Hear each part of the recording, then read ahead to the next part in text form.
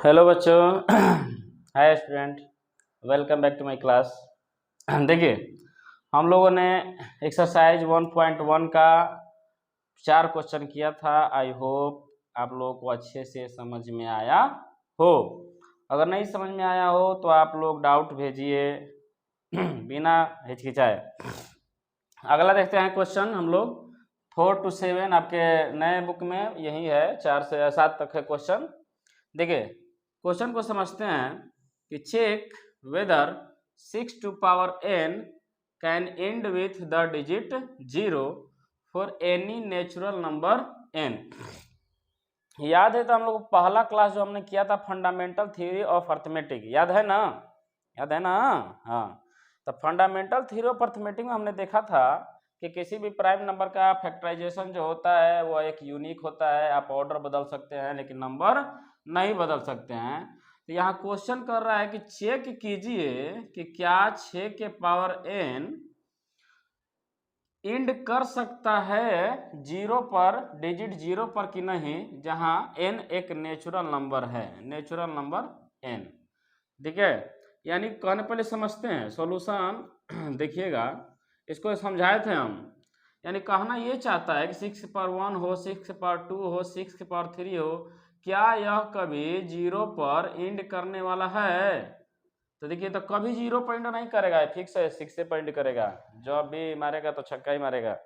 End करेगा तो 6 पर ही करेगा, आपको ये कभी भी 0 पर नहीं करने वाला है। तो हमने रीजन बताया था कि क्या है कि 0 पर वही इंड करता है जिसके प्राइम फैक्टराइजेशन में 2 और 5 दोनों रहते हैं। तो प्राइम फैक्टराइजेशन इसका करके देखते हैं। यहाँ पर प्राइम फैक्टराइजेशन ऑफ 6 का करके प्राइम फैक्टराइजेशन देखते हैं। तो क्या आएगा, 2 into 3, 2 आ गया लेकिन 5 यहाँ आया नहीं। अब 5 नहीं आने के वजह से कभी भी ये नंबर 0 पर इंड करने वाला, या I mean 6 to the power n cannot end with digit 0 because in the prime factorization of 6 only 2, there is no 5। 5 नहीं है। देखिए in the prime factorization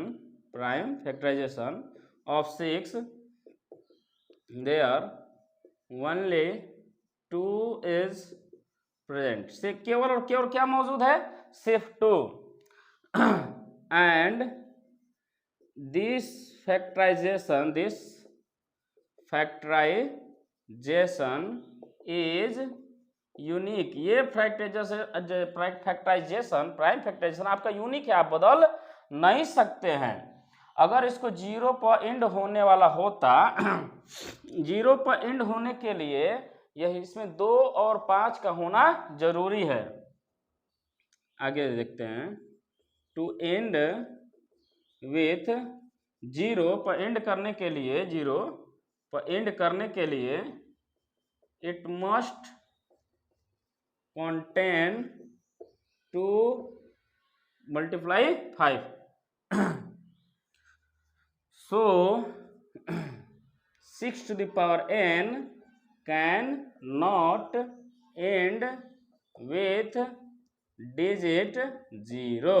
देखिए 6 के पावर n में 2 और 5 कंटेन होना चाहिए था 0 पर एंड करने के लिए, लेकिन है नहीं। प्राइम फैक्टराइजेशन से पता चला कि 2 और 3 ही है। तो इससे यह बात साबित होता है कि कभी भी 6 के पावर n आपका एंड नहीं करेगा 0 पर। देखिए नेक्स्ट क्वेश्चन देखते हैं, question number 6। Come to the question number 6। Question number 6 में क्या है, ध्यान से देखिए। तो क्या कह रहा है कि एक्सप्लेन कीजिए। क्या करना है, एक्सप्लेन करना है आपको। एक्सप्लेन क्यों, वाई 7 multiply 11 multiply 13 प्लस 13, ये क्वेश्चन है आपका। एंड और ये 7 into 6 into 5 into 4 into 3 into 2 into 1 plus 5 are composite number. तो देखिए कंपोजिट नंबर का हमने डेफिनेशन देखा था पहले क्लास में, what is prime number and what is composite number.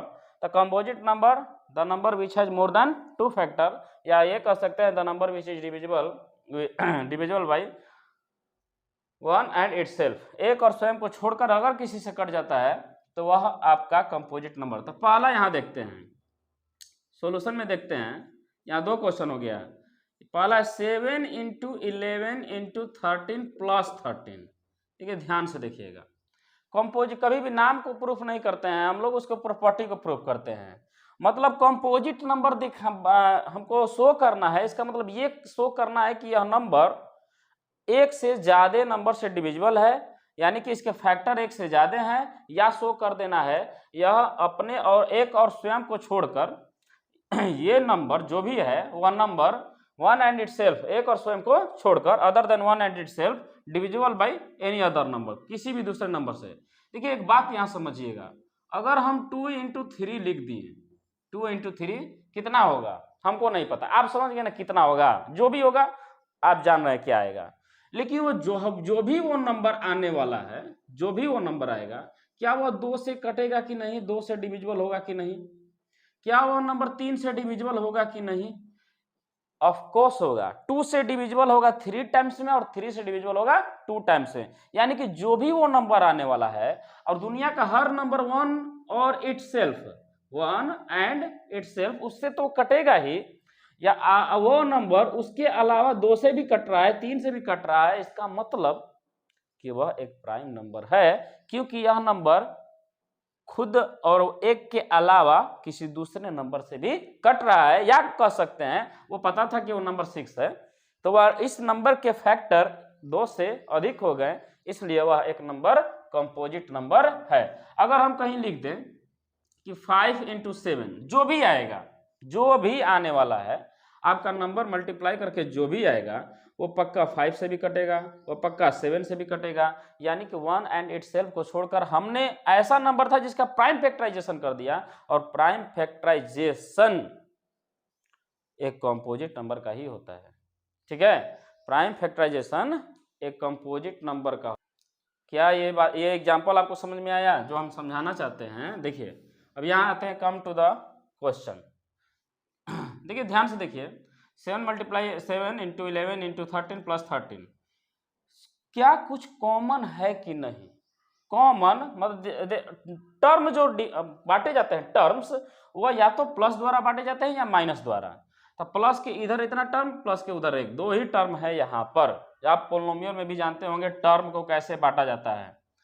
तो यहाँ आप क्लियरली देख सकते हैं प्लस के इधर भी 13 है, प्लस के उधर भी 13 है, यानी कि हम यहाँ पर 13 को कॉमन कर सकते हैं। जैसे ही 13 कॉमन हो गया तो अंदर बच गया, यहाँ से बच गया 7, 13 यहाँ से हटा तो यहाँ 7 बचा और 11 बचा, प्लस क्या बचा, यहाँ से 13 हट गया तो 13 1 जा 13। अब यहाँ आगे देखा जाए तो 13 ब्रैकेट का मतलब तो मल्टीप्लाई ही होता है, 11 7 जा 77 प्लस 1, यहाँ फिर लिख सकते 13 इंटू 17 और 1 78। अब हम लोग क्या करते हैं कि 78 को आप प्राइम फैक्टराइज कर दीजिए। 78 को चाहे तो प्राइम फैक्टराइजेशन इस तरह भी कर सकते हैं, जैसे 2 से कट सकता था, 2 3 जा 6, 2 9 जा 3 से 13, यानी कि 13 का हो सकता है 2 इंटू 3 इंटू 13। हमने ये जो नंबर पहले दिया गया था यहाँ प्लस था, अब हमने इसको मल्टीप्लाई या प्रोडक्ट के फॉर्म में ला दिया, जो कि आया, इसको अच्छे से सुधार सकते 2 इंटू 13 इंटू 3 इंटू 13 इंटू 13। तो यह नंबर देखिए यहाँ से पता चल रहा है कि ये नंबर 2 से भी डिविजिबल है, 3 से भी डिविजिबल है और 13 से भी डिविजिबल है, मतलब इसके 2 से ज्यादा फैक्टर हैं। देखिए यहाँ देखिए, यहाँ लिख सकते हैं दिस एक्सप्रेशन,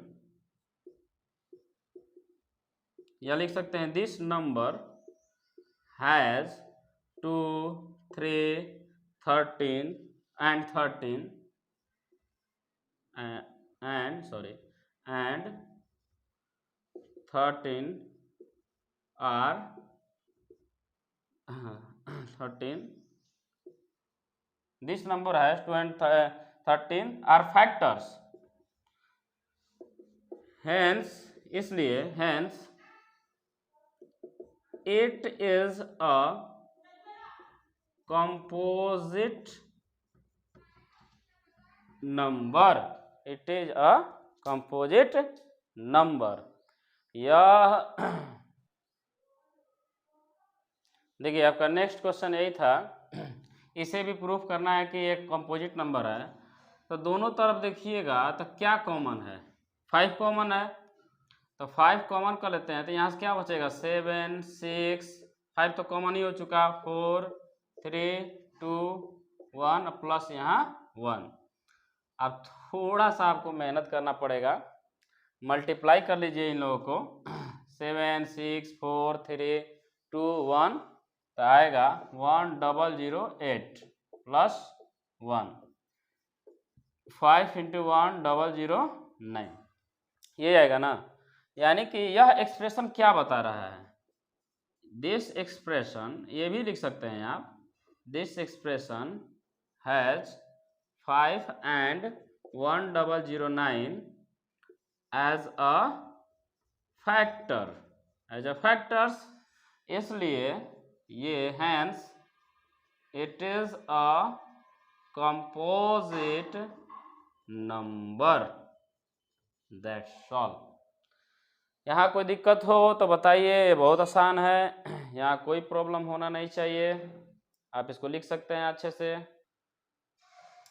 देखिए अगला क्वेश्चन देखते हैं और समझते हैं अगला क्वेश्चन को।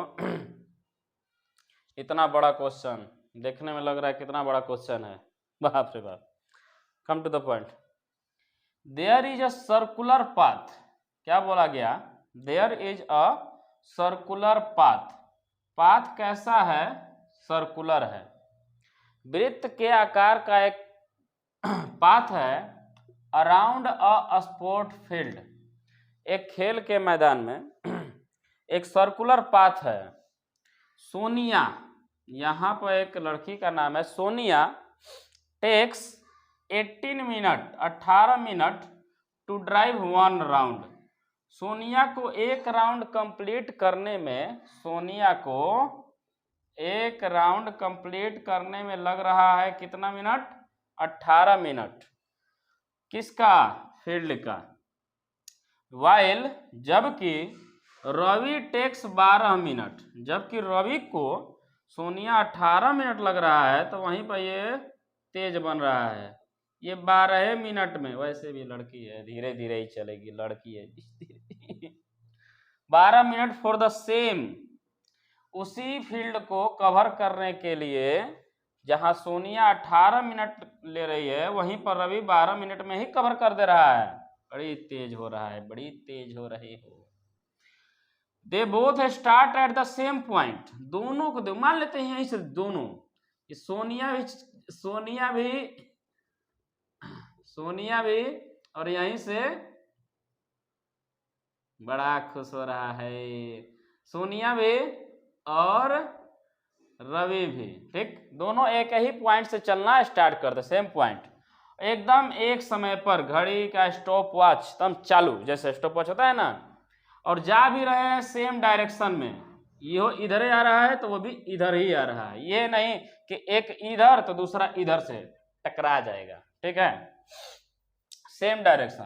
तो पूछा जा रहा है after how many minute will they meet again, कितने समय बाद वो दोनों दोबारा मिलेंगे। तो क्वेश्चन समझ में आया कि नहीं समझ में आया, क्वेश्चन है यहाँ पर 2 कैंडिडेट हैं, 2 लोग हैं, एक तो लड़का एक तो लड़की, एक सोनिया है और एक रवि है, मजा आ गया।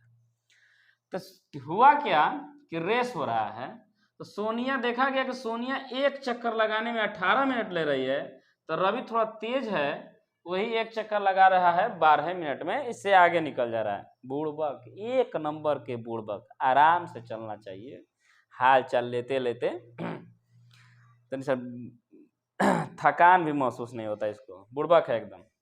लेकिन लड़का है, लाज रखना है लड़के का, तो थोड़ा तेज दौड़ रहा है। तो 18 मिनट और ये 12 मिनट, देखिए तो पूछा जा रहा है कि कितने मिनट बाद यह दोबारा मिलेंगे। तो ऐसे सवाल बनाने का एक नियम होता है, उस नियम को समझिएगा आप, देखिए ध्यान से, एक चीज देखते हैं पहले, दोनों को देखिए ध्यान से, सोनिया और एक हो गया रवि। अच्छा ये बताइए, अगर एक राउंड कंप्लीट होगा, ऊपर हम राउंड लिख देते हैं, ऊपर लिख देते हैं समझने के लिए, ऊपर लिख देते हैं राउंड। जैसे ही एक राउंड कंप्लीट होगा, पहला राउंड, तो सोनिया कितना मिनट लेगी? 18 मिनट। रवि कितना मिनट लेगा? 12 मिनट। इतना क्लियर है कि नहीं? जैसे ही दूसरा राउंड कंप्लीट होगा, दूसरा राउंड, तो 18 या 18 कितना हो गया? 36। 18 दूना 36। तो रवि कितने में? 12 दूना 24 मिनट में। फिर अगर देखा जाए तो ये तो 18 तिहाई 54 हो जाएगा, तीसरा राउंड में 54 मिनट हो जाएगा।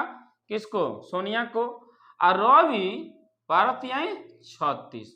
यानी कि यहाँ देखिए, क्या ऐसा कोई नंबर है कि दोनों जो समय है जो दोनों में मैच किया? तो हाँ, 36 मैच किया। 36, यानी कि 36 मिनट में जब सोनिया 2 चक्कर लगाएगी, उतने ही मिनट में ये रवि 3 चक्कर लगा देगा। यानी कि सोनिया 1 चक्कर लगा के यहाँ पहुंचेगी, फिर दूसरा चक्कर लगा के जब यहाँ पहुंचेगी, तब रवि 3 चक्कर लगा के यहाँ पहुंच जाएगा। यानी तीसरे चक्कर में वो दोबारा एक दूसरे से हाय हेलो होने वाला है। हाय हेलो अगेन मिलो। यानी कि दूसरा बार कब मिलेंगे? 36 मिनट के बाद मिलेंगे।